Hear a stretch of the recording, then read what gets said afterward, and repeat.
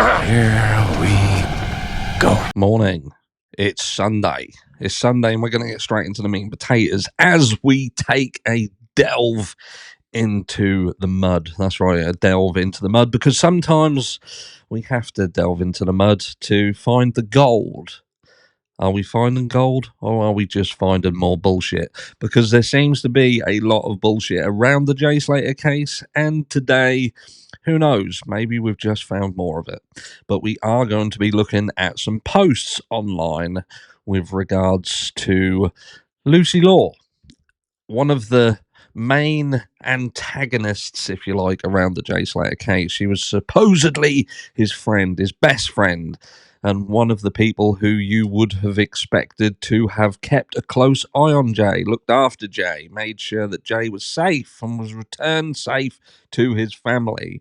But seemingly a fail, a massive fail there. But the question is, was Peter Hyatt right? Was he right in his summary that Lucy was not to be trusted? She was somebody who was potentially lying, hiding things, trying to protect herself. Who knows? Peter knows what he's doing. He knows what he's doing more than what I'm doing, and I am just showing you what other people have been saying online. So let's get straight into it. So the first one is here, which brings into question some of the things that we have heard Lucy Law said. And what we must acknowledge is at this stage, we don't know what's true and what isn't true online. Obviously, whenever there's a case, especially a case this big, we start to see false information brought up, fake posts, fake accounts, and it is very hard to distinguish between the two. So let's just say, let's take this with a pinch of salt, but at the end of the day, it exists. And is it right? So it says him come back for ages. He was having none of it. So it looks like at this point they were saying to Jay, look, come back with us. We always wondered why Jay had been separated from the group and decided to go off with Rocky and Bullwinkle. But this seems to be where it all started. So he was having none of it. After I went home, Brad then tried to get him home too. So at this point, we're saying this looks kind of accurate because Lucy did say at one point that she had gone home on her own. So this seems to corroborate that she's gone and left Brad there. So Brad tried to get him home too, but he wasn't listening to him either. I think everyone has the impression we just left him, and that wasn't the case at all. He left the festival without telling us. We looked for him for ages in there and then found him somewhere else. Why he left or went to go elsewhere, I still don't know. When I found him, I only spoke to him for a minute, telling him to come back, but he said he was staying out and to tell them to go and find him. I went home and presumed he would finish his night on the strip with everyone and they'd go home together. His hotel was only 5 minutes away in a taxi. I still don't get why he went there. So many questions and no answers. Just hope he's bopping around wherever he is and he knows we all looked for him and we all miss him. All. So would seem a few people. Who knows? I think he was trying to get to civilization rather than back to his hotel. He said on the phone to Brad he was taking a shortcut, so it does make sense. The sea was in clear view, and in his head, that would have meant a beach. A beach would have meant somewhere to get a drink. What, he was going to drink from the sea? I don't know. And charge his phone, then so on. It's just so sad. I can't believe it's still. I keep expecting a phone call with some mad typical Jay-like story. And I was trying to get him to come back for ages. He was having none of it. After I went home, Brad then tried to get him home too, and he wasn't listening to him either. I think everyone has the impression we just left him. So this is kind of an amalgamation of the two. Yeah. So there we go. It's Lucy's story where again it seems to be flip-flopping around. But so they left. Jay then didn't want to leave. He's gone elsewhere and then ended back with Rocky and Bullwinkle, and they seemingly don't know why that would be. Well, surely have you not had a conversation with them? And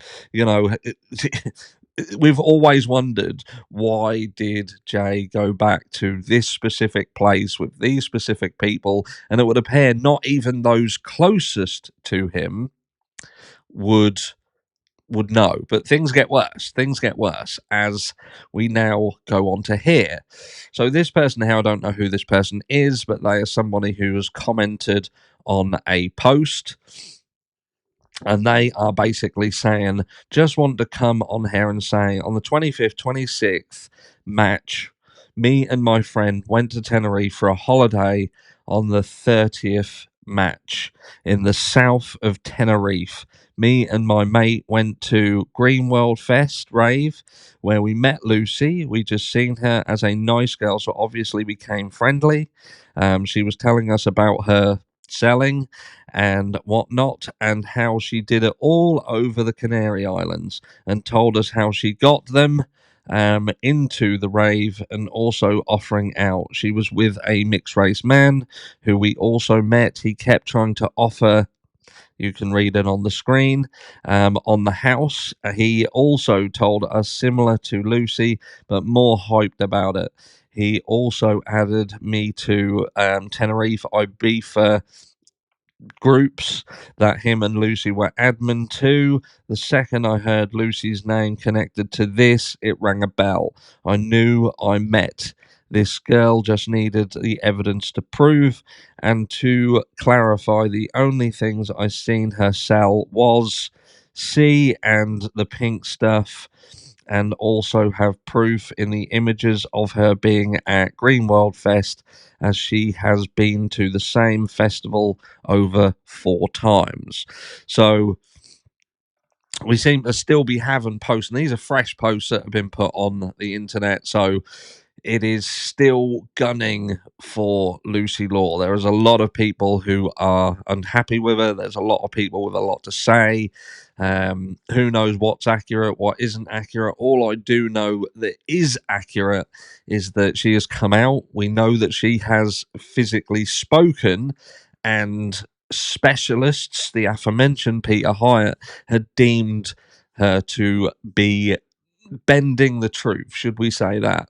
So the question is, with respect of the Jay Slater case and what happened to Jay, and bearing in mind who was around him, what people are saying about the people that was around him, and the last people that he spent time with, can we really just accept that Jay Slater was seemingly the one to blame? This has all been put on Jay's shoulders. And I said yesterday, I said it strikes me strange that not even his closest friends, who must have known Jay, would not question things, because you've either got to look at it 2 ways, and that is that you know Jay, you know him well, you know that he's someone who can look after himself, handle himself, and he doesn't really need babysitting, so you trust that he is going to be safe. And that's why you're happy to walk away.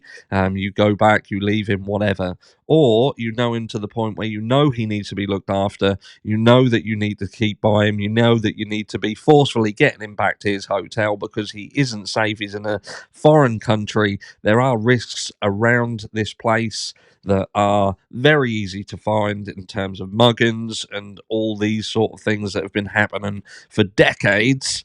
Yeah, and it strikes me strange that they just seemingly left him, don't have any idea why he did the things that he did, but are happy with the pushed narrative that everything was his fault.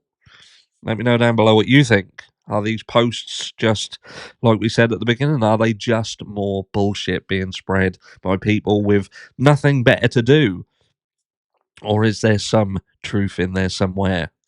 Let me know down below, and I'll catch you all later today.